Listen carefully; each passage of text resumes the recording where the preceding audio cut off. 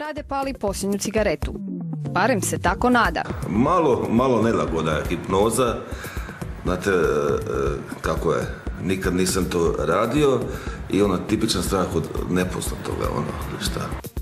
Vrijeme je za hipnozu.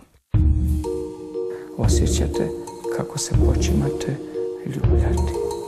Jače, sve jače.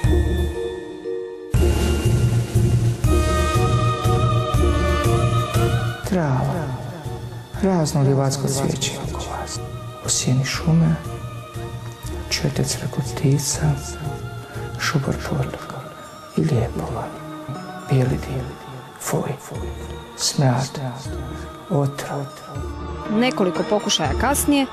4, 5, odlično. Što se osjeća?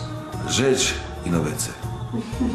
S obzirom da su tu bile i kamere i tako, moguće je da tek sutra možda ispoli eventualno želju ili nešto, ali kažem, cijeli postupak možemo ekstremniji napraviti. Jer u prvom naletu jednostavno ne znamo o osobi, malo imamo podataka, ne smijemo nešto, ali možemo za neku posljedicu, ne znamo njegovo zdravstveno stanje. Od posljedica pušenja godišnje umre 13.000 ljudi, a oko 24.000 liječi se od raznih bolesti uzrokovanih pušenjem. Rade više o tome ne želi razmišljati. Cigarete nemam, za dalje ćemo vidjeti.